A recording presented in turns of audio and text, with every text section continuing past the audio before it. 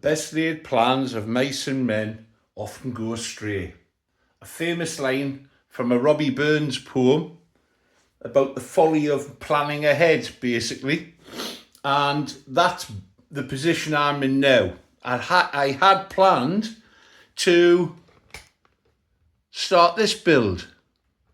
I had planned to complete this project, the rudder bug. I had planned to make use of these engines. However, all of that has gone astray because a fellow modeller, Roy,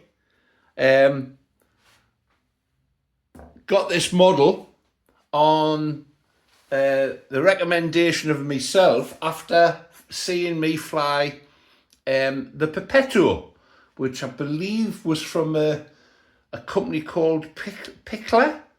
I'm not sure.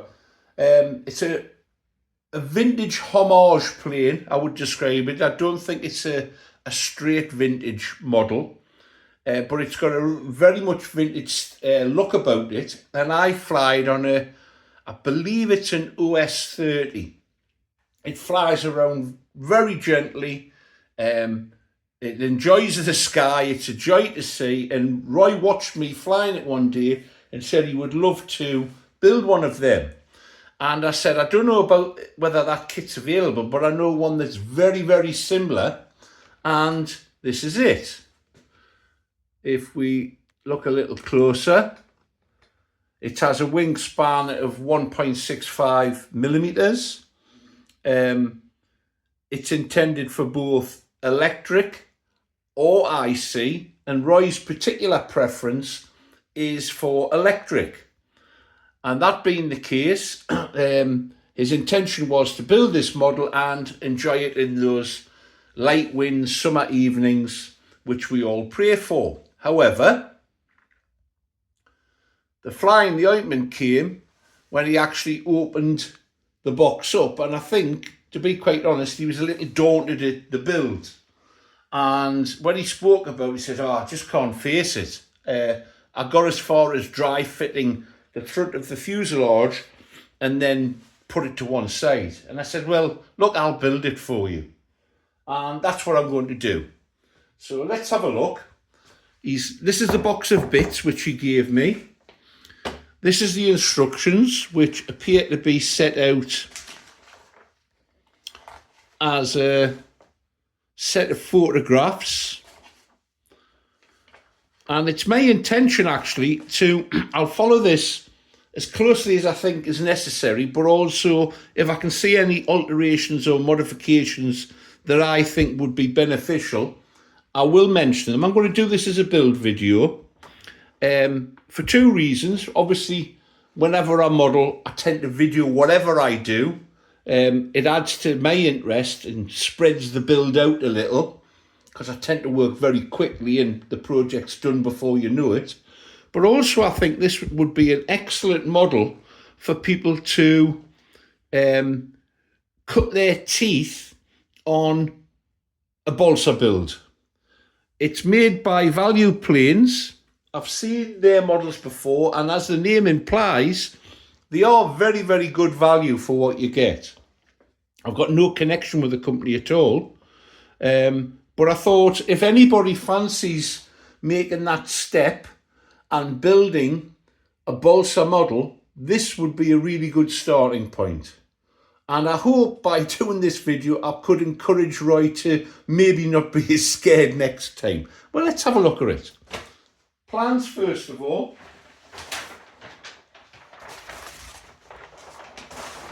They come on one really big sheet, which has been cut to make it easier to handle. Here we have the fuselage, and it is actually shown here with an IC engine. However, if I just zoom in a little bit to this section, the upper part shows how it would be set out for an electric model, and it appears to me that a 3S battery such as this one would fit nicely in that space there. I'm assuming the cowl here would be made to lift off, so you would have access to it. And if we look here, a 2200 3S seems to fit that space perfectly. So that's something I'll need to consider in the build and how we're going to go about doing that, because it isn't altogether clear from the instructions, that, and something we'll have to tackle. So that's the first part. Second issue that I can see is the wing is in the singular because it's only one side. So I'll have to build that side, and then what I think I'll do is I'll oil the plan, which will make this transparent, and I'll flip it over, and then I'll be able to build the other wing. So that's the intention there. I'll start with the fuselage. I often do, or the tail perhaps, because they don't take up a load of space and they're a little bit more robust than a wing if it's lying around the workshop, or in my case often the dining area. So I'll probably start with the fuselage or the tail and fin. Let's get this out of the way and see what's in the box. Roy said it seemed to be a fairly comprehensive kit. Just throw the plans on the floor for the moment. So let's have a look at what we've got. Now, these parts here I threw in, and these are the parts that make up the nose. I just dropped them in, so they probably fell in. Whoop, there's a battery charging for a starter, bear with me.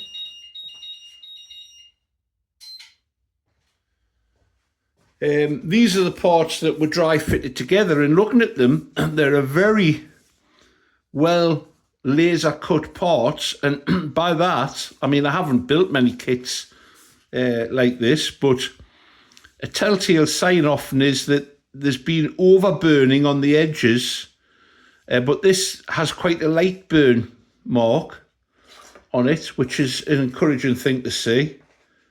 And let's just try the fit.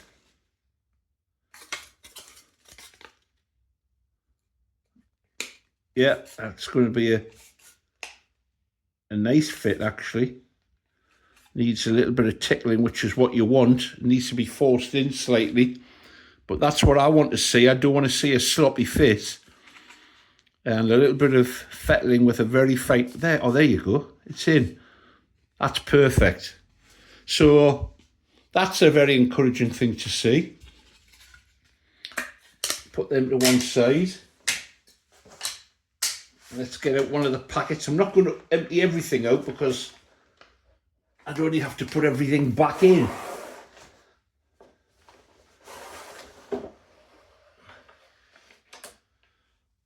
Well, there you go. You get a feel of how it comes together.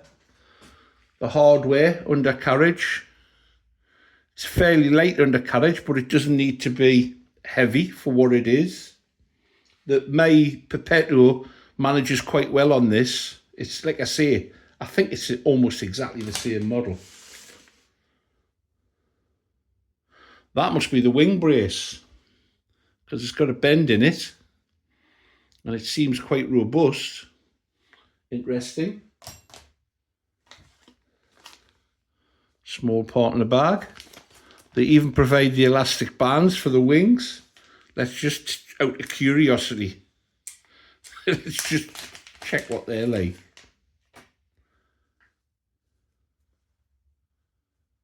Actually, they're okay.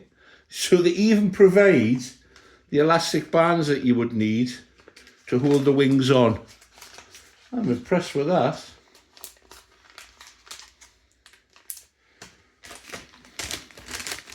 More bag of bits, look very cleanly cut.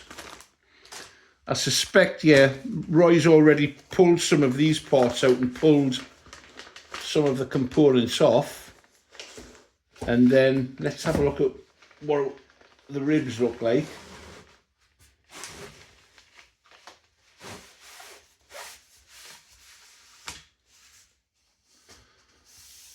here are the ribs. That's not just a print. I can feel under my thumb that they've been lasered out. I'm not going to push them out because they're safer like that. It's a very crisp, I would say, well laser cut plan, because I mean, I'm no expert, but I have come across a lot of crush and cut kits from back in the 1940s and 50s where they were cut out or meant to be cut out, and basically as the run ran through, the tool became blunter and blunter, and it became more of a crush than a cut. And I've also built models where you literally had to cut everything out, and what you received was just one step up above building straight from the plan, in that the parts were printed onto often big lumps of heavy wood that you had to hack out. So that's very impressive. And for the money and the price, I'm not going to say the price because those prices always change, but for the money, I would say that this is good value. So we have the balsa. There's more balsa parts there, the ribs, as well as the ribs that are with the wing spars. And then we've got, let's just get this because I suspect, there you go. Bundle of timber. We'll grade that from stiffer to softer. I always do that. The first thing I do is I grade them all just simply by picking them up and feeling them, and go and put them all together in order from heaviest to lightest, and then pick them out the most suitable for the required job. We'll talk more about that when we get into the build. I'm fairly good at doing it, and just for devilment, I did once weigh the pieces after I'd done that, and they were all in the right order, so I can't really complain. Now I remember these in the model I built, so it's a wire-in tube for the control surfaces with pre-bent ends. This is exactly the same kit under a different name. I suspect somebody bought the license. And although it says a different wingspan, I'm suspicious that the model I've got must have the same wingspan as this one. I'll have to check that. It's essentially, with minor tweaks perhaps, a different model, but I wouldn't put the mortgage on it. I don't need to anymore, it's our house, but very much think there's still something else in there. There we go. Push rod for the throttle if you go an IC, and you get the wheels as well. And I even recognise the wheels. So I'm saying it's the same kit. And if that's the case, this is going to make it into a really, really nice model. But there we have it. It's not a big deal in terms of me building it. I don't feel poor out because I think this is going to be a pleasure to build. And I enjoy building anyway. And if I can get a nice model that Roy enjoys flying, that's all that I need out of it. So there we go. The Flair will get built this year. This is going to take me a few weeks, but not much more than that, I would think, to get built. I'll start it this week and we'll see how far I can go. I'm posting this on Monday, and we'll see how much I get done in a week. And I'll post videos of the build as we go along, and I'll let you know if I still think it's a good value plane at the end of the process. So thanks for looking in. A little diversion from what I had planned for this year, as I've said, but I think it's going to be a fun one, and I think we're going to end up with a nice model at the end of it. So stay tuned. Give it a thumbs up if you don't mind. Subscribe if you haven't done so. I think you might enjoy the journey. Take care now.